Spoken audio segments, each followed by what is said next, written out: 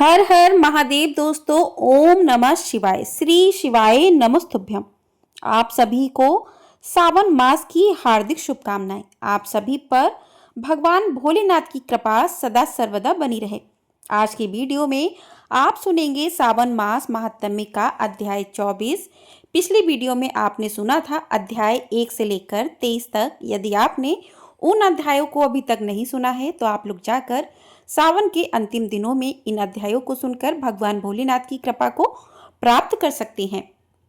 आज सावन मास की इस दिव्य कथा यात्रा का 24वां दिन है। आज दिन है रविवार, जो कि सूर्यदेव और भगवान शिव के प्रकाशमय रूपों को समर्पित होता है। आज हम सभी श्रद्धा पूर्वक वंदन करते हैं भगवान शिव के सूर्येश्वर स्वरूप को, जो आत्मज्ञान, ऊर्जा और जीवनदायिनी ज्योति के स्रोत हैं। आज की प्रार्थना हम सभी मिलकर करेंगे। हे सुरेश्वर महादेव, हमारे जीवन में उजाला, शक्ति और उत्साह का संचार करें, जिससे हम अज्ञान, अंधकार और आलस्य को दूर कर सकें। हे मां पार्वती, हमें भक्ति, प्रेम और समर्पण की शक्ति प्रदान करें। हे सूर्यदेव, हमारे शरीर और मन को स्वस्थ, निरोगी और उत्साही बनाए रखें। यदि किसी प्रकार की त्रुटि पूजा या कथा में रह जाए तो कृपया करके उसे क्षमा करें और हमें अपने आशीर्वाद से परिपूर्ण करें। हर हर महादेव। ओम नमः शिवाय। तो प्रिय श्रोताओं, आज के अध्याय से पहले सुनते हैं भगवान भोलेनाथ की एक अद्भुत कथा, अद्भुत कहानी सुनते हैं। आज आप सब इस कथा को सुनने के बाद वीडियो को लाइक और कमेंट में जरूर बताइएगा। हर साल ही भोले भंडारी के भक्त धार्मिक स्थलों से गंगा जल से भरी कावड़ लेकर पैदल यात्रा करके अपने अपने घर वापस लौटते हैं। इसी सफर को कावड़ यात्रा कहा जाता है। ऐसे ही भोलेनाथ के एक भक्त भोला राम ने सावन के महीने के पहले सप्ताह हरिद्वार से जल लेकर बाबा विश्वनाथ वाराणसी की तरफ पैदल यात्रा करने का निश्चय किया। यह कावड़ यात्रा आज तक की सबसे लंबी दूरी की यात्रा बनने वाली थी। भोला राम के इस ऐलान से आसपास के गांव में खलबली मच गई, क्योंकि भोला राम शारीरिक तौर पर बहुत ज़्यादा मजबूत नहीं था, कमजोर था, लेकिन फिर भी उसने इतना बड़ा संकल्प कर लिया था कि जहां बड़े बड़े बलशाली भी घुटने टेक देते हैं। जब भोला राम के परिवार वालों को यह बात पता चली तो उन्होंने उसे समझाने की बहुत कोशिश की कि तुम्हारे बस की नहीं है इतनी लंबी दूरी की पैदल यात्रा करना, तुम अपने संकल्प को तोड़ दो। लेकिन भोला राम का संकल्प अटूट था। उसने ठान लिया था कि अब उसका साथ चाहे कोई दे या ना दे, वो तो कावड़ लेकर अकेला ही जाएगा। भोला राम की कावड़ को सजाने के लिए गांव के बहुत सारे लोग वहां पर आ गए। सभी भोला राम का उत्साह बढ़ाने लगे। हालांकि भोला राम को अपने भोले भंडारी पर पूर्ण विश्वास था, इसलिए तो वह इस विश्वास के आधार पर ही कावड़ यात्रा के संकल्प को छोटा ही समझ रहा था। दरअसल वह पहली बार महाकाल की कावड़ यात्रा में हिस्सा लेने जा रहा था और उसे इस बात का बिल्कुल भी अंदाजा नहीं था कि इस सफर में उसके सामने कितनी मुसीबतें आने वाली हैं। अब भोला राम अगली सुबह अपनी कावड़ यात्रा अकेले ही प्रारंभ करता है। आसपास के गांव से बहुत सारे भक्त भोला राम को देखने पहुंचे थे, लेकिन कोई भी उसके साथ यात्रा में चलने को तैयार नहीं था, क्योंकि सभी भोला राम के संकल्प की कठिनाई को बहुत अच्छी तरह से समझ चुके थे। भोला राम अब धीरे धीरे कदम बढ़ाने लगा। भोला राम की कावड़ बहुत भारी थी, जो उसके शारीरिक वजन से बहुत ज्यादा थी। अब वह कुछ ही दूर पैदल चला था कि महाकाल ने उसकी परीक्षा लेना शुरू कर दिया। भोला राम की कावड़ से धीरे धीरे पानी टपकने लगा। भोला राम पानी की मटकियों को चेक करने लगा तो उसे एक मटकी में छोटा सा नन्हा सा छेद दिखाई दिया। उसने उस छेद को बंद करने की कोशिश की, लेकिन उसके पास ऐसी कोई भी वस्तु नहीं थी जिससे कि उस पानी की धार को वह रोक सके।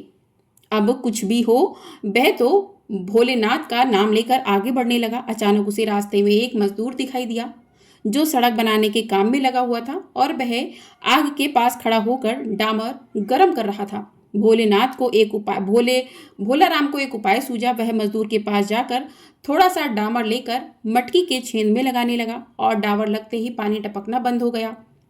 भोला राम उस मजदूर को धन्यवाद देते हुए आगे बढ़ गया। अब समस्या का समाधान हुआ तो भोला राम का उत्साह दोगुना हो गया। अब उसकी यात्रा की जो गति थी वह भी बढ़ चुकी थी। उसके अंदर एक नया उत्साह आ चुका था। चलते चलते लगभग 4 घंटे बीते। 4 घंटे की यात्रा होते ही भोलाराम बहुत थक गया और सड़क के किनारे एक पेड़ की ठंडी छांव में बैठ गया। भोलाराम अपने साथ कुछ खाने पीने की सामग्री भी रख कर लाया था, जिसे निकालकर वह खाने लगा। खाने के बाद उसे थकान महसूस हुई तो नींद आ गई और वह पेड़ से टिक कर सो गया। उसी सड़क से दो राहगीर गुजर रहे थे। अचानक उनकी नजर भोला राम पर पड़ी। वह पेड़ से टिका हुआ सो रहा था और उसकी बगल में एक थैला और कावड़ भी रखी हुई थी। वे दोनों राहगीर दरअसल आततन अपराधी थे। राह चलते लोगों को लूटना उनका काम था। भोला राम का थैला चोरी करने के विचार से दोनों उसकी तरफ दबे पांव बढ़ने लगे। फिर उन्होंने भोला राम के थैले में जो कुछ पैसे और उसकी यात्रा में काम में आने वाली जरूरी वस्तुएं रखी थीं, तो उस वस्तुओं से भरा हुआ थैला उठाया। लेकिन दहशत से उनके पांव कांपने लगे, क्योंकि थैला उठाते ही भोला राम के सर के ऊपर एक बहुत बड़ा विशालकाय सांप फन फैलाए हुए खड़ा हो गया। इतने भयानक सांप को देखकर वह दोनों लुटेरे थैला वहीं छोड़कर दबे पांव भाग गए। भोला राम को सोते हुए इधर पूरी रात बीत गई। उसे इस घटना की भनक तक नहीं लगी और अगली सुबह जब उसने उठकर देखा तो उसका थैला थोड़ी दूर पर पड़ा हुआ था। तो उसे समझ में आ गया कि शायद किसी ने उस थैले को चुराने की कोशिश की थी। लेकिन उसे आश्चर्य हुआ कि चोरों ने थैला क्यों छोड़ दिया, बिना कोई भी सामान चोरी किए। वह सब कुछ ऐसे ही क्यों छोड़कर चले गए। तब भोला राम ने तुरंत अपने थैले में सामान देखना शुरू किया। उसे सारा सामान ऐसे ही थैले के अंदर मिला, कुछ भी गायब नहीं था। तो फिर उसके बाद वह निश्चिंत होकर अपने नित्य क्रिया करके कावड़ यात्रा पुनः प्रारंभ कर देता है। भोला राम को महाकाल की यात्रा में आनंद आने लगा। पैदल ही चल रहा था, बस रास्ते भर भोलेनाथ को याद करता हुआ, भजन गीत गाते हुए, गुनगुनाते हुए वो अपनी कावड़ यात्रा को शुरू कर रहा था। भोला राम को रास्ते में कावड़ ले जाते देखकर बहुत सारे श्रद्धालु खाने पीने की वस्तुएं और उसे पैसे आदि भेंट करने लगे। भोला राम को इस तरह सफर करते हुए 8 दिन बीत चुके थे और अभी तक उसने केवल आधा ही सफर तय किया था। रास्ते भर बारिश की बूंदें भोला राम को थकान का एहसास नहीं होने दे रही थी। अभी तक तो भोला राम को सफर में कोई खास परेशानी का सामना नहीं करना पड़ा था, लेकिन अब उसकी मुसीबत बढ़ने वाली थी, क्योंकि जो बारिश धीरे धीरे बरस रही थी वह अब तेज होने लगी थी और यहाँ नदियों का जल स्तर भी बढ़ रहा था। और अभी भोला राम को पैदल चलते हुए रास्ते में कई नदी नाले पार करने थे। भोला राम शारीरिक रूप से कमजोर जरूर था, लेकिन उसके हौसले बुलंद थे। महाकाल की भक्ति ने उसे ऐसी हिम्मत, ऐसा साहस दिया था कि वह अपनी कावड़ यात्रा को बिना किसी बाधा के, बिना किसी विघ्न रुकावट के पार करता जा रहा था, आगे बढ़ता जा रहा था। अचानक भोला राम को लोगों की भीड़ दिखाई पड़ी। तो उसने पास जाकर देखा तो हैरान रह गया, क्योंकि नदी का जो पुल था वह टूट चुका था और आगे जाने का जो एकमात्र रास्ता था वह रास्ता अब बंद हो चुका था। और जब तक पानी सामान्य स्तर से कम नहीं हो जाता तब तक उस रास्ते को पार करना नामुमकिन था। भोला राम मन में विश्वास लेकर, भोलेनाथ का आसरा लेकर, कावड़ लेकर सड़क पर ही बैठ गया और फिर पानी नीचे उतरने का इंतजार करने लगा।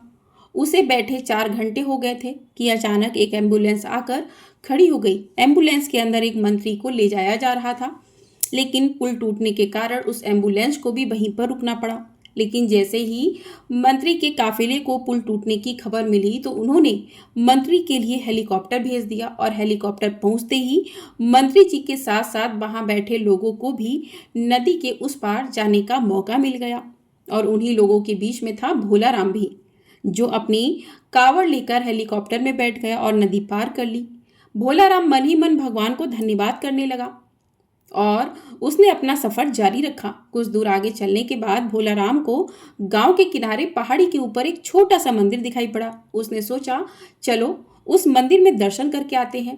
तो वह अपनी कावड़ कंधे पर उठाए मंदिर की तरफ जाने लगा।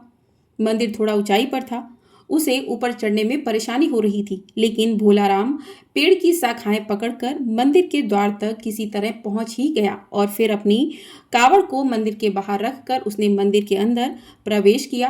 अंदर पहुंचते ही उसे एक साधु ध्यान में बैठे हुए दिखाई दिए। भोला राम की आहट से उनकी आंखें खुल गईं। वो भोला राम को उसके नाम से बुलाते हुए कहने लगे कि भोला राम, लाओ पानी मुझे दे दो, मुझे बहुत जोर की प्यास लगी है। अब यह बात सुनकर भोला राम को बड़ा आश्चर्य हुआ कि यह साधु उसका नाम कैसे जानते हैं। फिर कहने लगा कि मैं मटकी में जल लाया हूँ। और भोला राम तुरंत साधु के सामने हाथ जोड़कर खड़ा हो गया।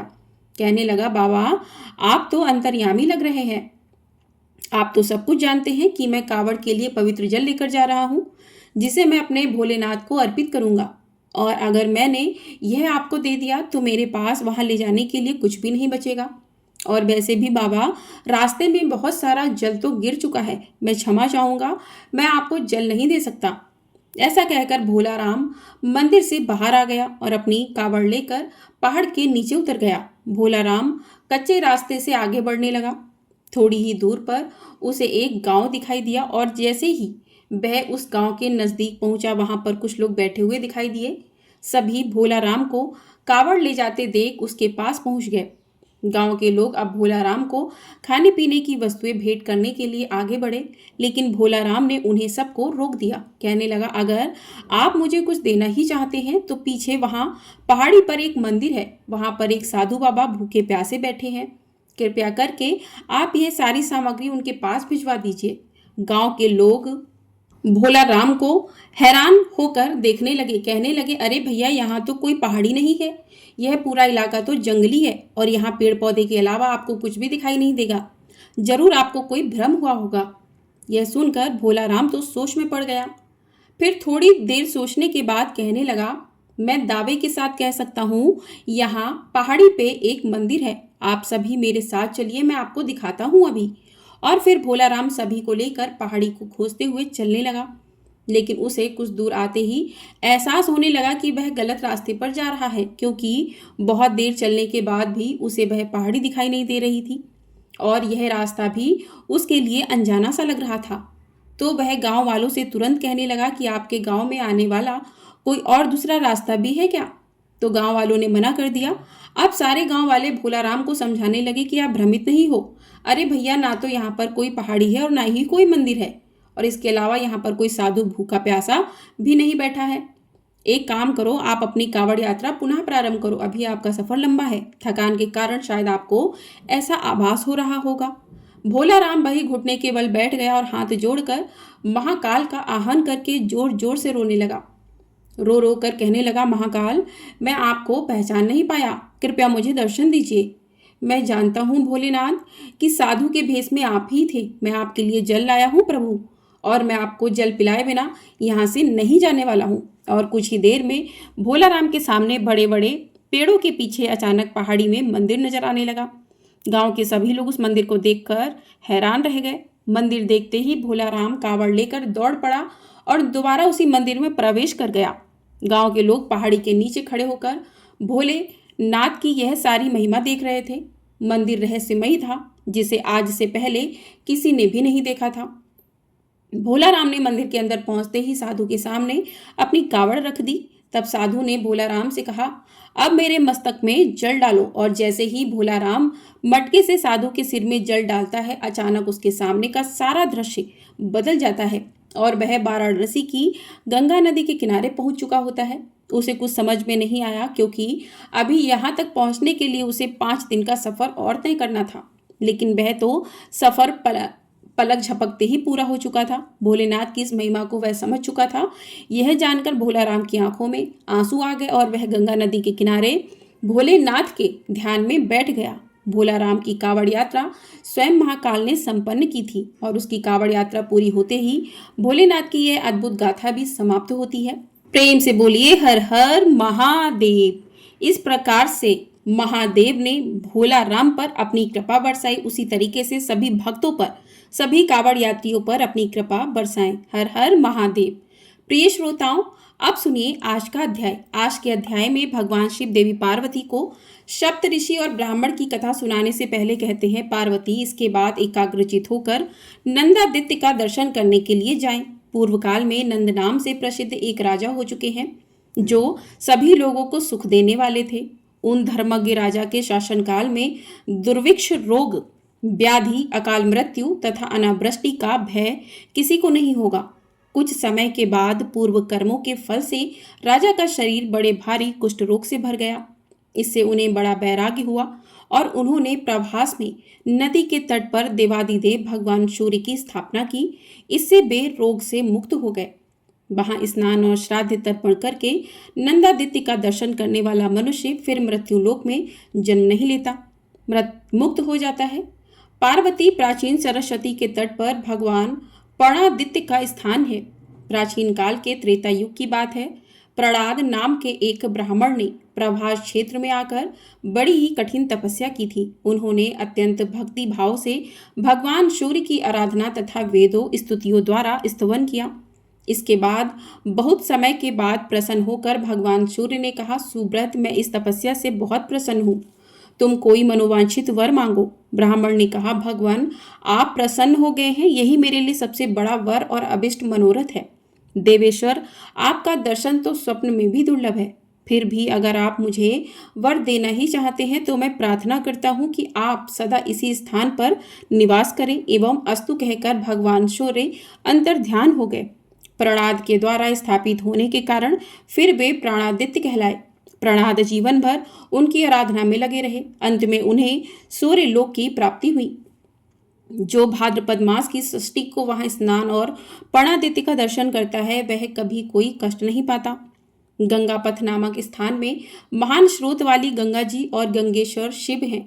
जो वहां स्नान करके गंगेश्वर की पूजा करता है वह भयंकर पापों से मुक्त हो जाता है। देवी ऋषि तीर्थ के समीप देवी का नामक उत्तम क्षेत्र भी है जो इच्छा अनुसार फल देने वाला है। वहीं ऋषियों और सिद्धों से घिरा हुआ महासिद्ध वन है जो तरह तरह के वृक्षों और लताओं से व्याप्त तथा पर्वतों से सुशोभित है।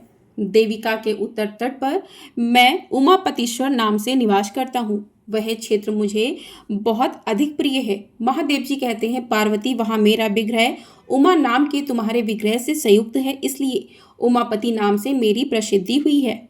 जो पौष मास की अमावस्या को वहां श्राद्ध करता है उसका वह श्राद्ध अक्षय हो जाता है। बुद्धिमान मनुष्य वहां गौ, भूमि, स्वर्ण और वस्त्र का दान करे। सब देवताओं ने उस श्रेष्ठ नदी का आह्वान किया है, इस कारण वह पाप नाशनी देविका कहीं गई है। वहीं भगवान भूधर अर्थात बारहा का दर्शन करना चाहिए। चारों वेद उनके चारों पैर हैं, यूप उनकी दाढ़ है, क्रतु उनके दांत हैं, श्रुबा मुख है, अग्निहा है, कुश रोम है, ब्रह्म मस्तक है, दिन और रात उनके नेत्र हैं, वेदांग कानों के आभूषण हैं। इस प्रकार यज्ञ में 12 भगवान उस स्थान पर स्थित हैं। आश्विन मास की अमावस्या तथा एकादशी को जब सूर्य कन्या राशि पर स्थित हो, गुड़ युक्त पायस अर्थात खीर और गुड़ युक्त हविष्य लेकर नमो वह पितोह रसाय इत्यादि मंत्र से उसको तथा अन्य भोजन सामग्री को अभिमंत्रित करें। तेजोसी शुक्रम इत्यादि मंत्र से घी और दध्रामणो इत्यादि मंत्र से दही अभिमंत्रित करें। जितने भी व्यंजन और भक्ष्य भोज्य पदार्थ हैं उन सबको महान इंद्रेण इत्यादि मंत्र के द्वारा अर्पण करें। संवत्सर इत्यादि मंत्र के द्वारा जल अर्पित करें। इस प्रकार ब्राह्मण भोजन कराकर वहां पिंडदान देना चाहिए। प्राचीन काल में शमी मुख नामक एक ब्राह्मण हुआ करते थे। उसके विशाल नाम का एक पुत्र हुआ जो बड़े भयंकर कर्म करने वाला था। उसने एकमात्र माता पिता की सेवा को छोड़कर कभी भी कोई सत्कर्म नहीं किया था। इसके बाद बहुत लंबे समय के बाद उसके माता पिता बहुत वृद्ध हो गए थे और जब उनकी मृत्यु का समय निकट आ पहुंचा तब उस समय वे रोग आदि से बहुत व्याकुल थे।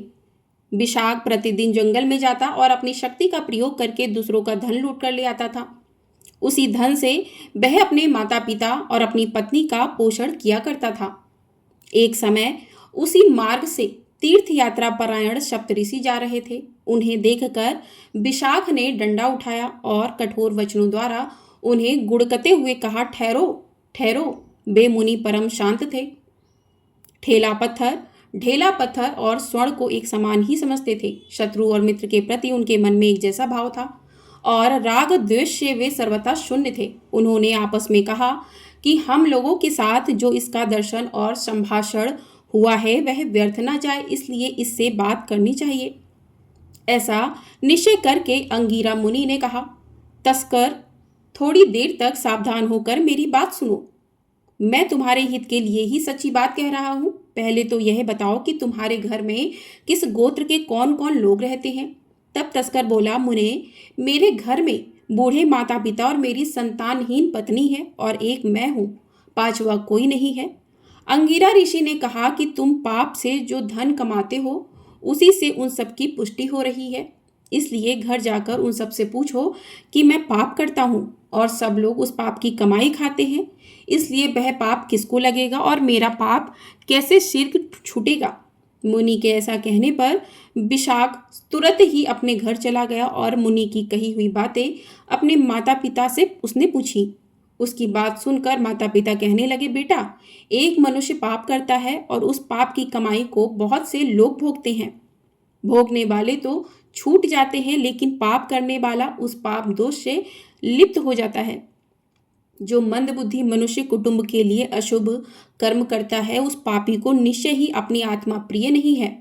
माता पिता की बात सुनकर विशाख को मन ही मन कुछ भय हुआ और उसने निकट जाकर अपने माता पिता से कहा कि मैं तो आप लोगों के लिए ही पाप करता हूँ, इसलिए आप उसके किसी अंश का भोग करेंगे कि नहीं। माता पिता कहने लगे, बेटा, जब हम पहली अवस्था में थे तब तुम हमारे द्वारा पालन करने योग्य थे और अब इस वृद्धावस्था में तो तुमको ही हमारा पालन पोषण करना चाहिए। ब्रह्मा जी ने यही पिता पुत्र का पारस्परिक धर्म बतलाया है। हमने तुम्हारे लिए जो भी शुभ शुभ कर्म किया है उसको हम भोगेंगे और अब तुम जो शुभ या अशुभ कर्म कर रहे हो उसका भोग तो तुमको ही भोगना पड़ेगा। इसलिए विद्वान पुरुष को सदा शुभ कर्म ही करने चाहिए। चोरी, खेती, ब्याज, व्यापार अथवा नौकरी कुछ भी करके तुम हमें प्रतिदिन भोजन देते हो उसका दोष हमको नहीं लगता। माता पिता की बात सुनकर विशाख ने अपनी पत्नी से भी वही बात पूछी। पत्नी ने भी वही उत्तर दिया जो माता पिता ने दिया था। इससे विशाख को बड़ा वैराग्य हुआ।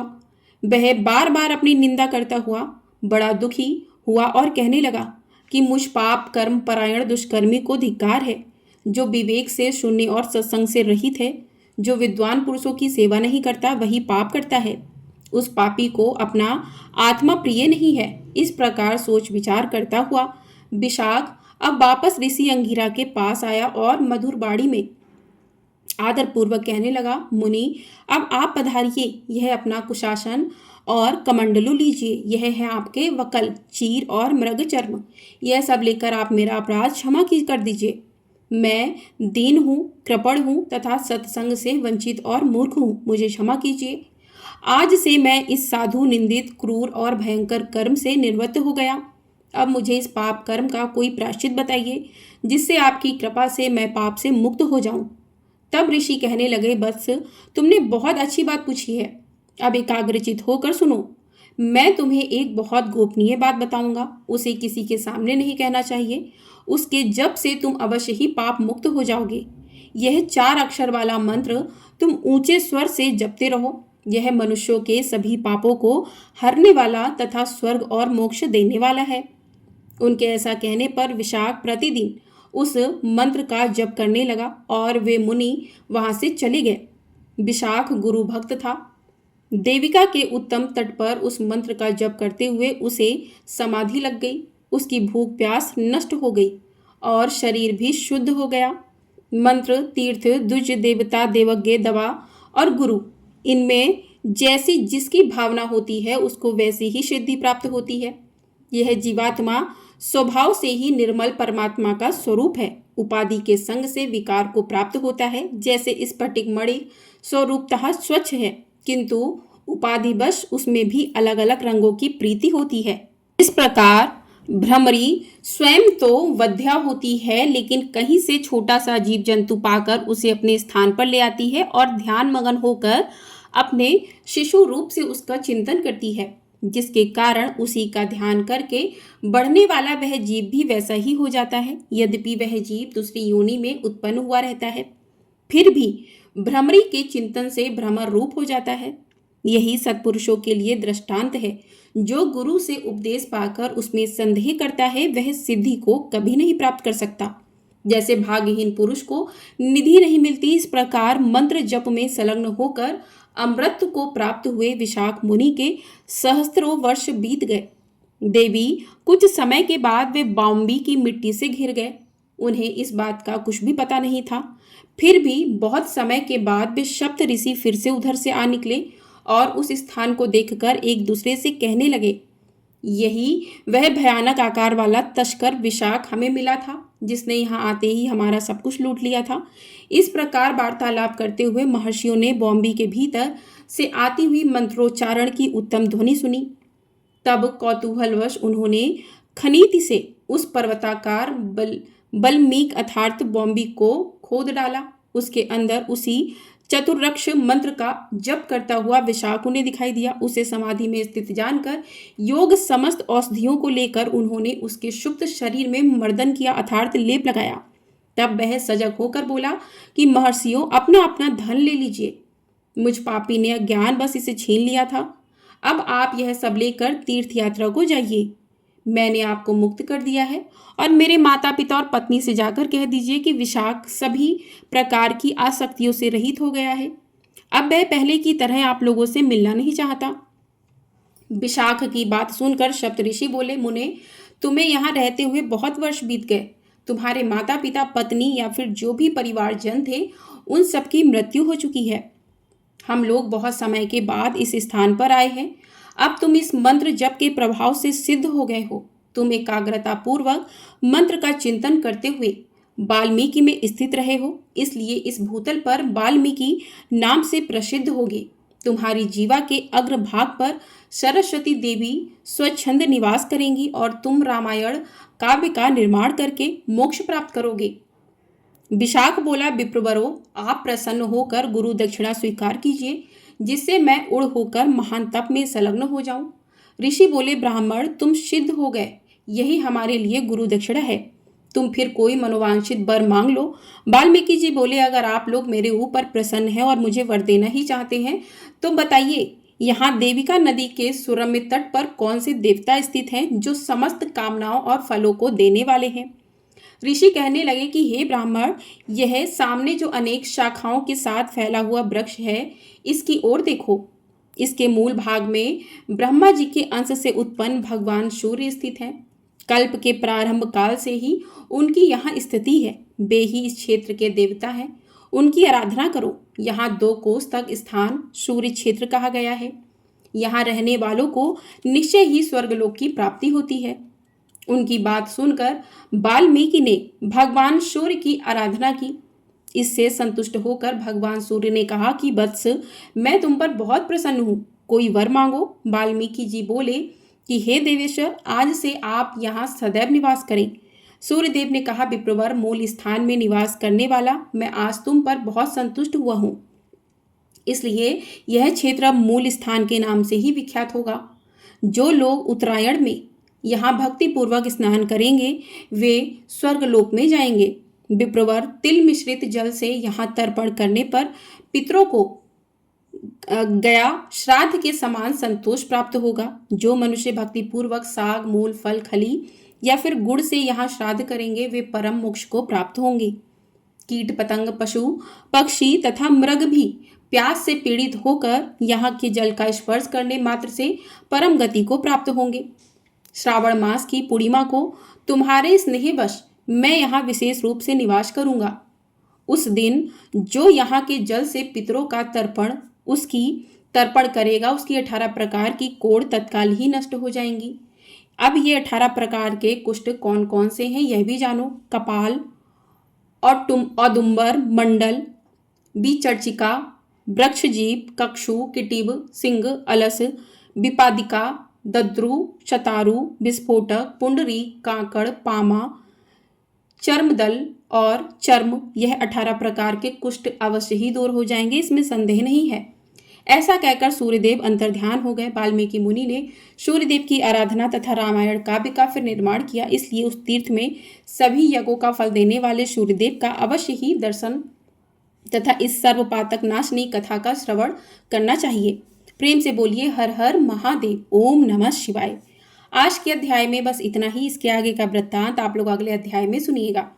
अब सुनते हैं श्री शिव चालीसा। जय गणेश गिरिजा सुमन, मंगल मूल सुजान, कहते अयोध्या दास तुम देहु अभय वरदान।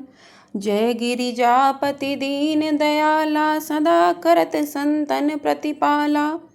भाल चंद्रमा सोहतनी के, कानन कुंडल नांग फनी के, अंग गौर सिर गंग बहाए, मुंड माल तन छार लगाए, वस्त्र खाल बागंबर सोहे, छवि को देखी नाग मन मोहे, मैना मातु की हवे दुलारी, वाम अंग सोहत छवि नारी, कर त्रिशूल सोहत छवि भारी, करत सदा शत्रुघ्न छयकारी, नंदी गणेश सोहित कैसे, सागर मध्य कमल है जैसे, कार्तिक श्याम और गढ़राऊ, या छवि को कही जात न काऊ, देवन जब ही जाए पुकारा, तब ही दुख प्रभु आप निवारा, किया उपद्रव तारक भारी, देवन सब मिली तुम्हें जुहारी, तुरत सडानन आप पठायो, लव निमेष मह मारी गिरायो, आप जलंधर असुर संहारा, सुअस तुम्हार विदित संसारा, त्रिपुरासुर सन युद्ध मचाई, सभई कृपा कर लीन बचाई, किया तपई भागीरथ भारी, पूरब प्रतिज्ञा तासु पुरारी,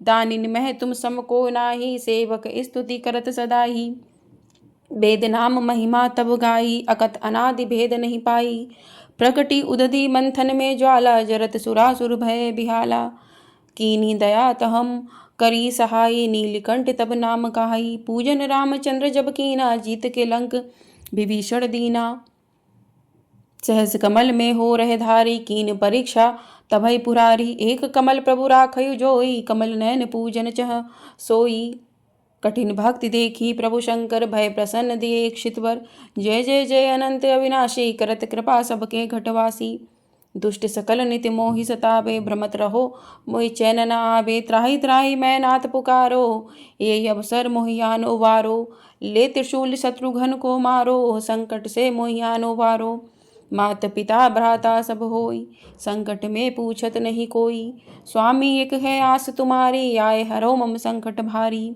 धन निर्धन को देत सदाही, जो कोई जांचे सो फल पाही, अस्तुति के ही विधि करे तुम्हारी, क्षमौ नाथ अब चूक हमारी, शंकर हो संकट के नाशन, मंगल कारण विघ्न विनाशन, योगी यति मुनि ध्यान लगावे, शारद नारद शीश नवावे, नमो नमो जय नमः शिवाय, सुर ब्रह्मादिक पार न पाए, जो ये पाठ करे मन लाई, तापर होत है शंभु सहाई, ऋषनिया जो कोई हो अधिकारी, पाठ करे सो पावनहारी, पुत्र होन कर इच्छा जो निश्चय शिव प्रसाद ते होई, पंडित त्रयोदशी को लावे, पूर्वक होम करावे, त्रयोदशी व्रत करे हमेशा, ताके तन नहीं रहे कलेशा, धूप दीप नैवेद्य चढ़ावे, शंकर सम्मुख पाठ सुनावे, जन्म जन्म के पाप नसावे, अंत धाम शिवपुर में पावे, कहे अयोध्या दास आस तुम्हारी, जानी सकल दुख हरौ हमारी, नित्य नेम कर प्राताही, पाठ करो चालीसा, तुम मेरी मनोकामना पूर्ण करो जगदीश, मगसर छठी है मंत्र ऋतु, संबद 64 जान, स्तुति चालीसा शिभई पूर्ण कीन कल्याण, हर हर महादेव। इस प्रकार से शिव चालीसा पूर्ण हुआ। अब करते हैं भगवान भोलेनाथ की आरती। ओम जय शिव ओमकारा, प्रभु हर शिव ओमकारा, ब्रह्मा विष्णु सदा शिव अर्धांगी धारा। ओम जय शिव ओमकारा, एकानन चतुरानन पंचानन राजे, स्वामी पंचानन राजे, हंसानन गरुड़ासन वृषवाहन साजे। ओम जय शिव ओमकारा, दो भुज चार चतुर्भुज, दश भुज अति सोहे, स्वामी दश भुज अति सोहे, त्रिगुण रूप निरुखता त्रिभुवन जन मोहे। ओम जय शिव ओमकारा, अक्षमाला बनमाला मुंडमाला धारी, स्वामी रुंडमाला धारी, चंदन मृग मध्य सोहे, भाले शशिधारी। ओम जय शिव ओमकारा, श्वेतांबर पीतांबर बागंबर अंगे, स्वामी बागंबर अंगे, सनकादिक भूतादिक ब्रह्मादिक संगे। ओम जय शिव ओमकारा, करके मध्य कमंडलु चक्र त्रिशूलधारी, स्वामी चक्र त्रिशूलधारी, सुखकारी दुखहारी जग पालनकारी। ओम जय शिव ओमकारा, ब्रह्मा विष्णु सदा शिव जानत अविवेका, प्रणवाक्षर के मध्य ये तीनों एका। ओम जय शिव ओमकारा। काशी में विश्वनाथ विराजत नंदनी ब्रह्मचारी। नितुठ भोग लगावत महिमा अति भारी। ओम जय शिव ओमकारा। त्रिगुण शिव जी की आरती जो कोई नर गावे। कहत शिवानंद स्वामी सुख संपत्ति पावे। ओम जय शिव ओमकारा।